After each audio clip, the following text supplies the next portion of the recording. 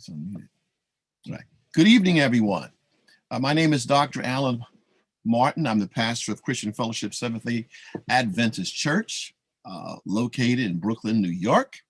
And on behalf of its membership, we want to welcome everyone who is joining us this evening, whether you're on our Zoom platform or you're observing and watching us on Facebook. We are bringing to you a very exciting new ministry. As a church, we feel, especially during this pandemic, that the members of our community and our church need to be educated in regards to financial matters. This is Financial Literacy Month, and we are facing so many issues in our country when it comes to this whole area of economic pressure and demands, and people are looking for direction.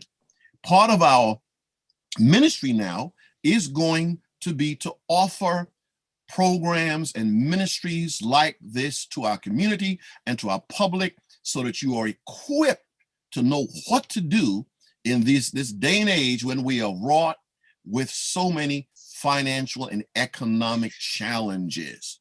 We are so delighted to have as our facilitators, our main facilitator is Mrs. Denise Garrett, who comes to us with a wealth of experience, 30 years of being involved in the mortgage industry, the financial management industry, and so many other related fields. She will be sharing quite a bit of information with us, along with other facilitators for the other 3 nights. We also have Miss Janet Chung, who is also an assistant, a very good person with financial management as well. So these 2 ladies, along with other guests, this week, they're going to bless us abundantly with tremendous information.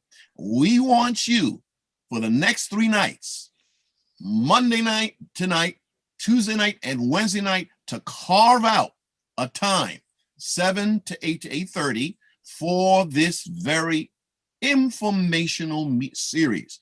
We're going to also ask that you extend an invitation to your friends, your relatives, your neighbors to join us. You will not want to miss one night of this very enlightening, informative series.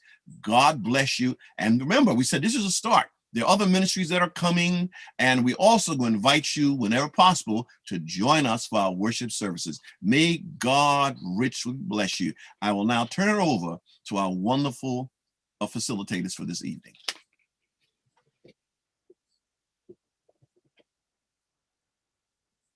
Thank you, Pastor Martin.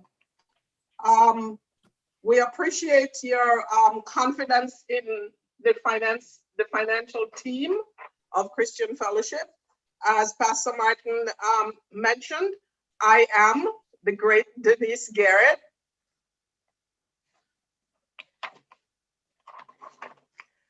And we are really excited for this series. As Pastor mentioned, it's April is Financial Literacy Month. So you can be assured that we'll come again next year during April to bring you some more exciting financial news. However, due to what we are experiencing more acutely because of the pandemic, the financial team of Christian Fellowship realized that we have an obligation to members of our community to actually bring you these very important financial pieces of information to help you ride out this financial storm that most people are going through. So we did start this earlier this year in February, the last week of February, which was America Saves Week. We actually offered 2 financial workshops on the topic of, one night was emergency savings fund, building the emergency savings fund and keeping it robust. We also did another one on February 24th, saving by reducing debt. So we are not new to this. We are offering it to the public, but we've always offered it to members of our faith community. So also we plan to offer additional workshops throughout the year. Some of the topics that we have been asked to explore and present is on home ownership. One of them is home ownership. The other one is managing student loans. We also have another one on financing education. And we have financial self-defense for seniors. As you can see, we are trying to we're trying to offer topics to cover every spectrum of the life cycle. We have for people in the younger years, we have for students, and we're also trying to make sure that we don't forget our seniors. Tonight, our facilitator is Mrs. Janet Chung Parchment. She is gonna be speaking with you today on retirement fund issues. She's also an experienced tax preparer, and she has a very good background in accounting and things of that nature. Now, to ensure that we have a smooth program, we would ask you to be patient until the presentation is complete. And then we have included some time for question and answers and just, some interaction with the people who have taken time to come onto this platform with us. So what we'll ask you to do is write your questions and your comments in the chat. We have other team members who will be taking note of the questions as they come in. And so we'll be able to answer them in order. We actually don't want to leave anybody out. So you can either write a question or you can raise your hand. There are people who are going to be taking note of that so we can facilitate your questions at the end. Now, Pastor did mention that we have many qualified people in our church, and we do. We have a couple of accountants. We have a CPA who's also a professor at Medgar Evers College. We have a couple people with finance degrees. And then you have yours truly, who knows everything. Without further ado, we will begin this program because I don't want to take up any more time of Mrs. Chung Parchment's time. So we will say a short prayer. Well, Pastor already prayed. Sorry, Pastor, I forgot. You already prayed. So we will do a short scripture reading, and then I'll turn it over to our facilitator for the night. Right. So we want everybody as well. Our scripture reading tonight is Proverbs 21, verse 5. And it says, "The plans of the diligent lead surely to plenty, but those of everyone who's hasty, it'll lead surely to poverty." It reads differently in the King James, but this is essentially what it means. And so we welcome you again, and we're hoping that you'll stay with us tomorrow. Tomorrow's topic is saving and investing for youth. That one is particularly exciting, and I'll be the facilitator for that one. And I hope a lot of young people join in. We have on Wednesday, we'll tackle the topic of insurance. We have a special guest speaker for that with much experience, which we'll tell you more about. So without taking up more time, Mrs. Chung Parchment, this is your moment. Thank you very much. Hello and good evening, everyone. Thank you for joining us this evening as we continue in our effort to share with you that which we know the Lord has blessed us all with different talents, different gifts, and we try to use that which we have to better the lives of the church and the community at large. So this evening, the presentation that I'm going to show was put together for you by our finance department leader, Sister Garrett, and I'm just presenting for you. And I hope by God's grace, you will learn something so that we can all be better stewards. So here we go.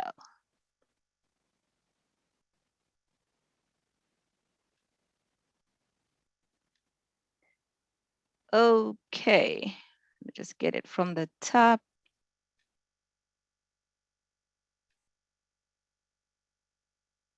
Okay, so as you can see, we're going to talk about retirement fund issues and some solutions. And as I said, this is presented, you all know, by the Christian Fellowship SDA Church Finance Department, along with our pastor.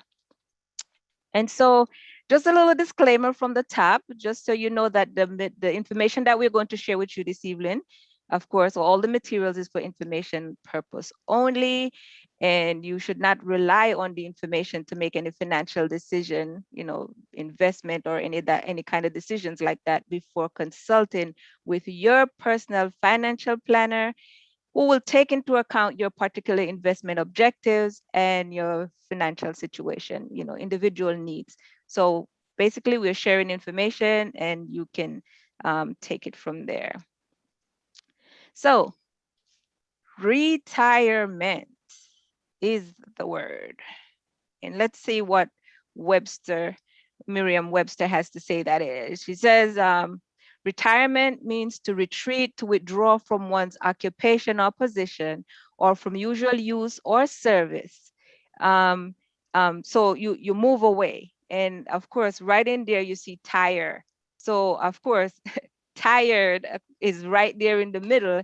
And at some point, we will retire. We all hope to retire. And the question is, when? When are you going to do it?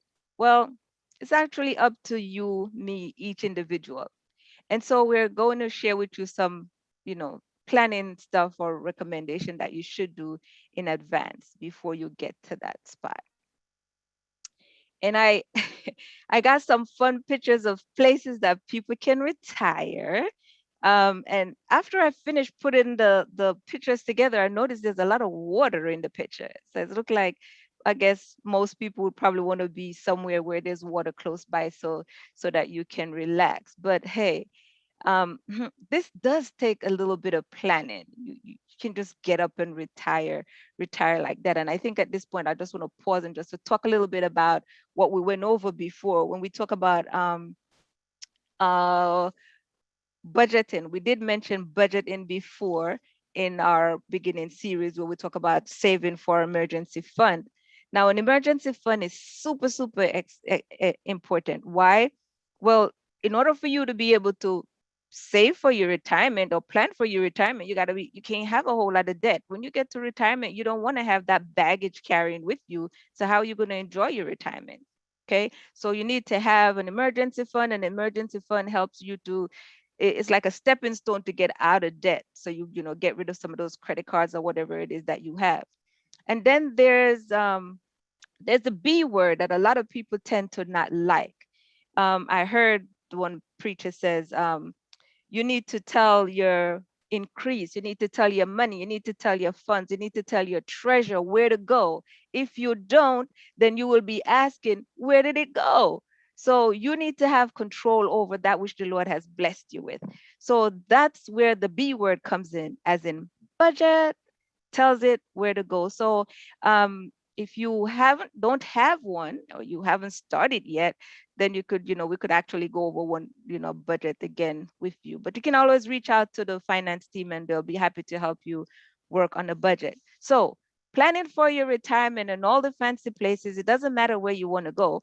Could be going back to the islands, it could be just staying right here in the great big America or wherever. You need to plan in advance. So here are some fun facts. A child born in the 1900s had a life expectancy of 47.3 years.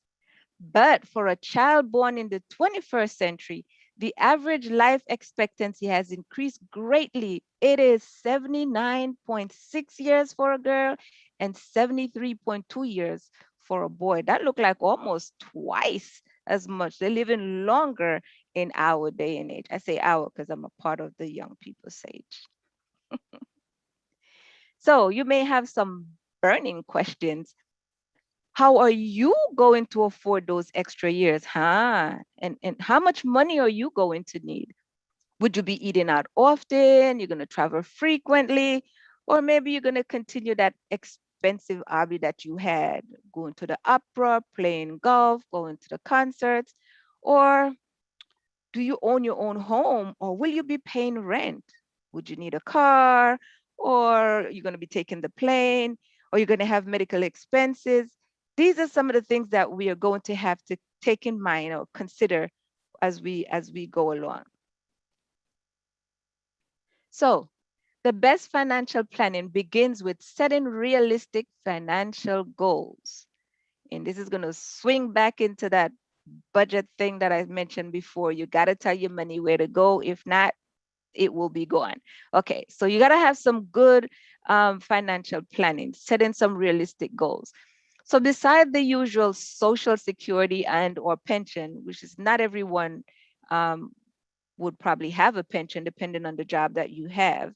And of course, social security is often inadequate, to take care of our basic needs. So you're going to need some other sources of income, which would be your personal savings, your personal investments, your employer-sponsored retirement plans, and IRAs, which is the individual retirement account. So you're going to have to take into consideration some of those.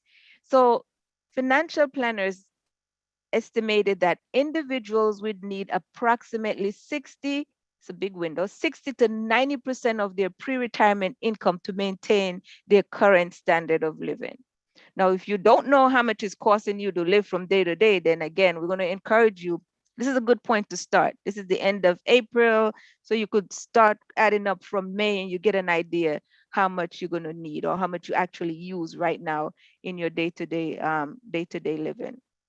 So 60 to 90% of what you have now, you definitely need to work on building up so you can, you can afford to live like in your retirement. So some sources of retirement income. There are employer-sponsored retirement plans. They are the 401k, the 403b, the 457 plan, and profit sharing. And then there's the ESOP, which is the employee stock ownership plan. So we're just going to talk a little bit about each of these.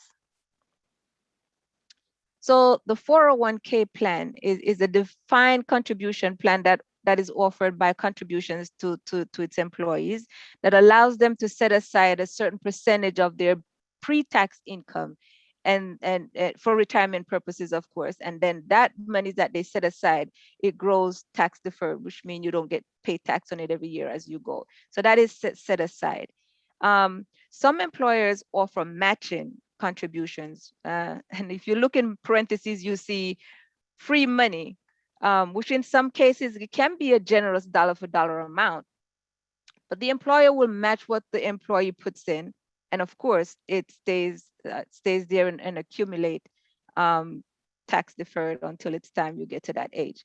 And I just want to pause before I get to the next line. I'm going to let you know, it doesn't matter how much they're giving you, even if it's only a dime to the dollar, take it. It's money that you did not, physically earn out of your pocket, but they're giving you extra money that could make up whatever it is that you are being paid right now. So doesn't matter how much, if they have a 401k and a matching, hop on it. That will be in your best interest. Usually the employee will control, this is the 401k continuing, usually the employee will control the investment selections, shifting investment risk to the, of course, the investment risk is on you, the employee. But since the plan is a retirement plan, there are restrictions, when you can withdraw the money. Another term is distribution, when you take monies out. You have the age, once you get to 59 and a half, you can take some money out and you will not have that 10% penalty, but you will still have to pay the taxes on it. So you can take some money from your 401k when you get to age 59 and a half. However, you will not get that extra 10% penalty. Of course, you got to pay the taxes on that. So certain financial hardships are exempt from the 10% penalty if you take it before 59 and a half. And that's like medical expenses or college expenses. If you're a first-time home buyer, you're going to buy a home for the first time. If you become disabled or you are qualified, you in the military as a reservist, you get to like a $10,000 lifetime limit that you can actually take out. So there are little ways that you can actually take monies from your 401k, but it's only within those parameters that I mentioned. So this type of plan helps to lower your taxable income, and it also allow employees to borrow from the account. And of course, the distributions are taxed in the year that it is taken. Now, when you borrow, you plan to put it back. So you got to make sure you put it back, because if you don't, then all the stuff is going to happen. For instance, you take it out and you're not 59 and a half and you borrow some money from it, boom, comes that 10% penalty plus the taxes that is due on it. So just be careful when it comes to that. Okay, so now we'll talk about the 403B plan. It is similar in scope to the 401k, but it is offered to nonprofit organizations or within the nonprofit organizations scope, like charitable organizations and universities. So those are the nonprofits, and their retirement plan is called the 403B. The 457 plan is available to employees of the state and the federal government and its agencies. And this plan is different because it doesn't allow for employer matching. So if you work for the state, the city or the state or the federal government, your retirement plan would be the 457. That's what it would be called. And you put your money in, there's no matching. It's just what you put in. So there's no matching, but basically follows similar principles. Profit sharing plan is where the employer contributes to the plan at the employer's discretion, and earnings are accumulated tax deferred. So it's a profit sharing, but the employer is the one that puts the money in at their discretion. And of course, that money grows tax deferred until it's time for you to retire or you leave, or you get to 59 and a half and you're ready to take your money or something like that. The ESOP, the Employee Stock Option Ownership Plan.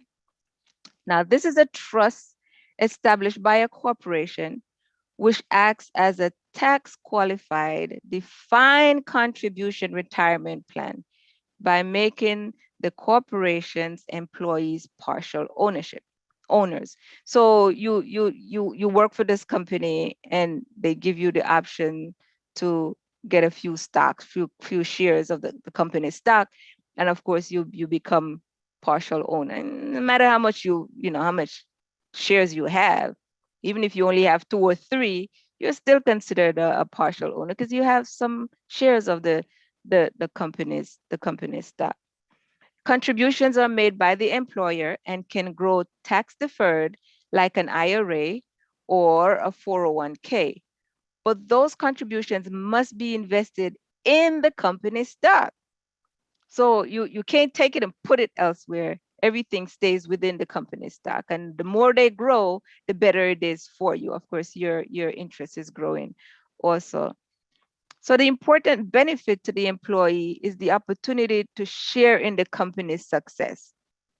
Now, working for a company and you are a really good worker, you take your job seriously and you watch the company grow.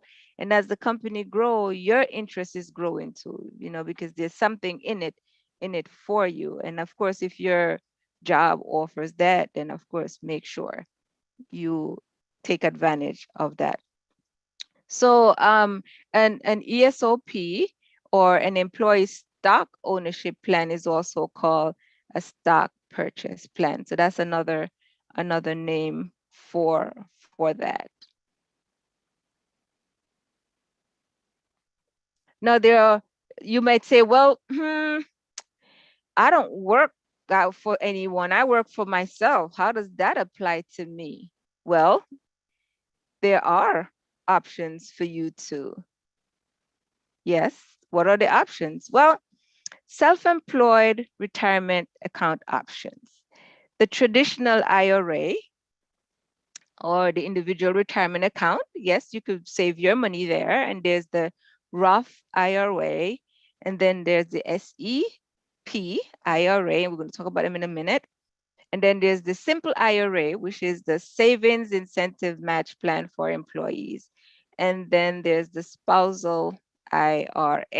And so we'll talk a little bit about them now.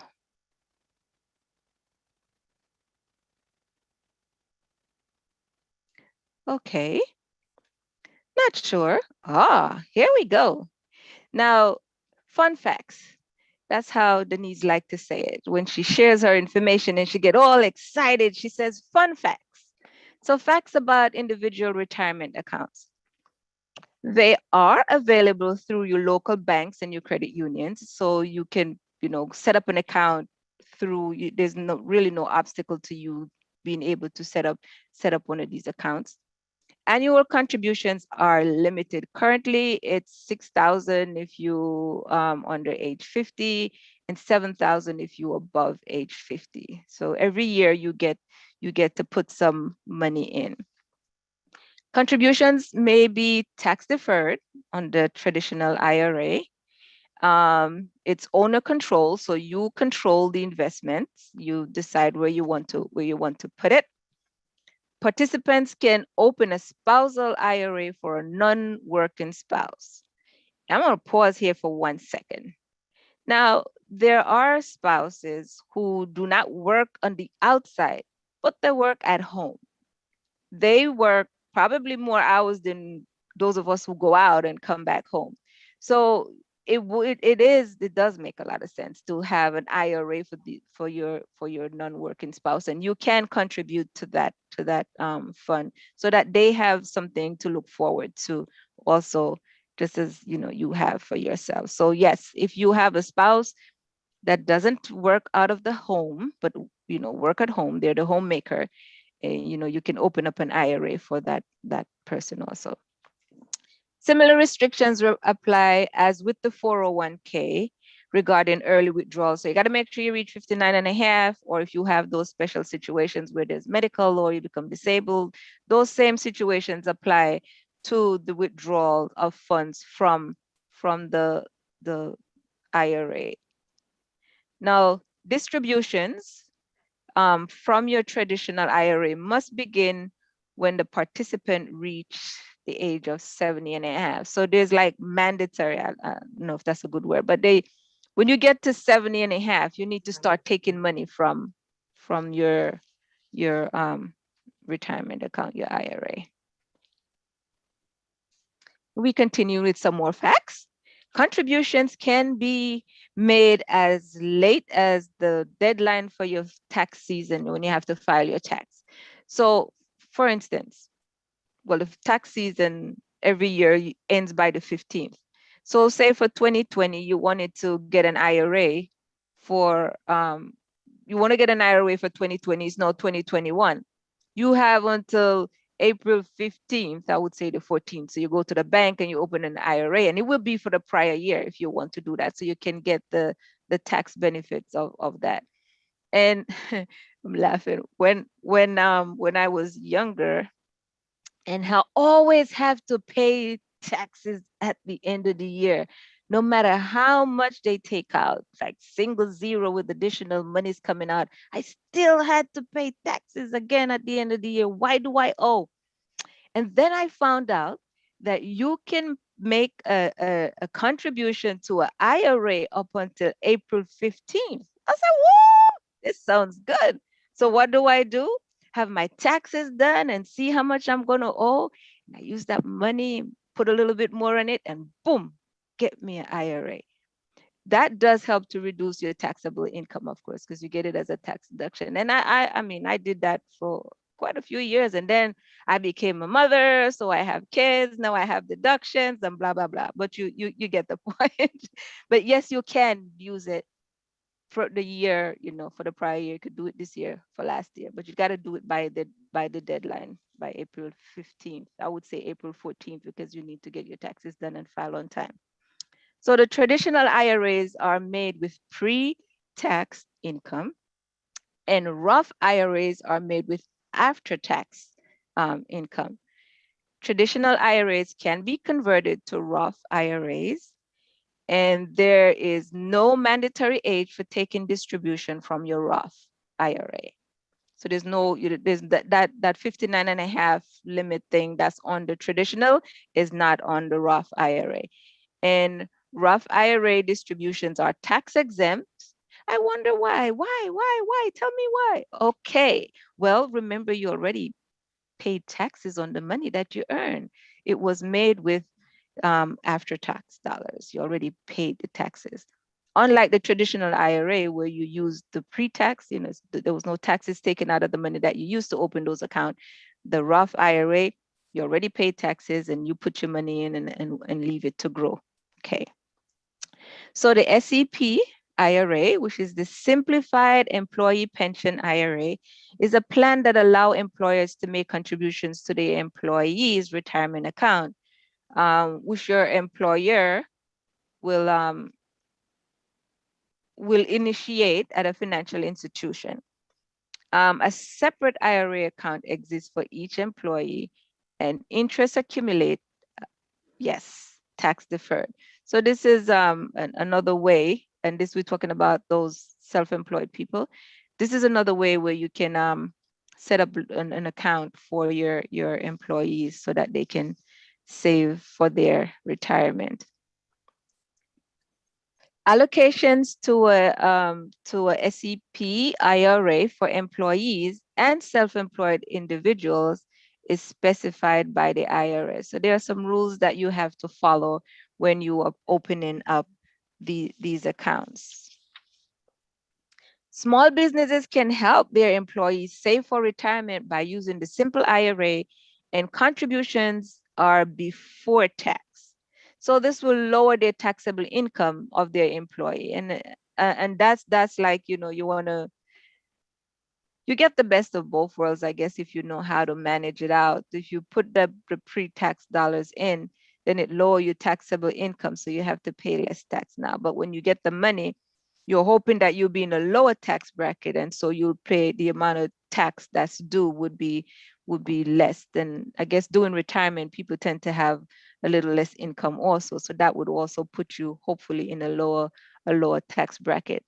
So a 25% penalty can be levied on withdrawals if it's made before 59 and a half. And of course, you must take out those money, must begin taking money out by the time you get to 70 and a half. So this is a little bit more. The other one had a 10% penalty. The IRAs had the 401ks had a 10% penalty. This one has a 25% penalty if you take it out before 59 and a half. But hey, if we plan right, by God's grace, we won't have to dig in before we get to that 59 and a half to save those extra penalties. So tax deferred income, tax deferred are income, that you're putting away for the future, not exactly that you want to use right now. So income tax levied when distributions are taken in the future. That's tax deferred. So you won't pay the taxes when, like I mentioned, hopefully by the time you retire, you're in a much lower tax bracket, and that's when you would pay the taxes. And then tax exempt is a little different. There's no income tax levied on the distribution when you start to take it out. So there's a difference between tax exempt and tax deferred. Tax deferred mean you have to pay that taxes somewhere along the line as you go along. And for the tax exempt, no taxes when you take the money out. Okay, so Denny, should we pause for a question or save all the questions to the end? Well, we did save it to the end. We would save okay.